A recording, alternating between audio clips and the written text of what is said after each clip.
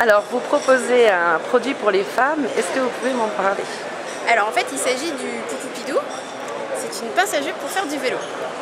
Donc ça se présente de la manière suivante. C'est une petite housse dans laquelle il y a à la fois une pince en bois et deux aimants. Donc la pince pour attraper la jupe et les deux aimants qui vont aller se fixer sous la selle du vélo. Car tous les vélos sont équipés sous la selle de deux rails métalliques. Et en fait, les aimants vont venir s'accrocher sur les deux rails métalliques de la selle, de cette manière-ci. Et en fait, quand on va prendre la jupe, on va agripper la jupe de cette manière-ci et transformer la jupe en short. Je fais la démo? Oui, allez-y.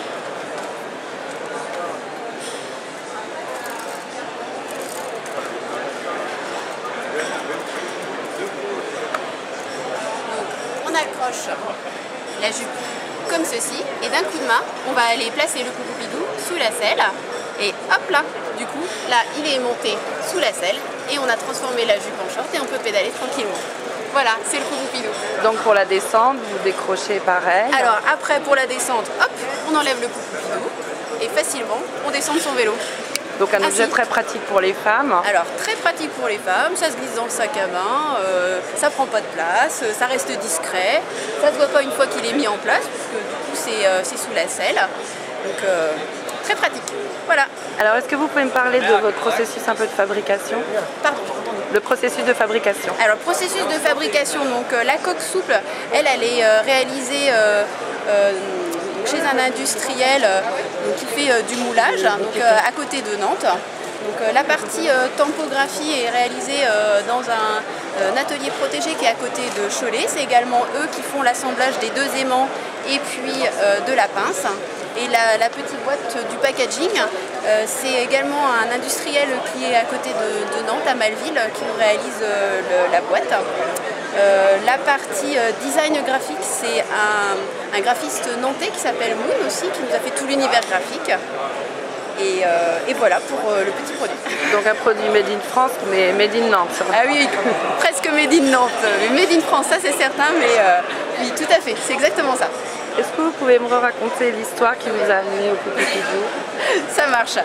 Alors il y a 2 ans, moi je fais toujours du vélo en jupe ou en robe. Voilà, j'étais toujours embêtée avec ma jupe ou ma robe qui s'envolait au vent.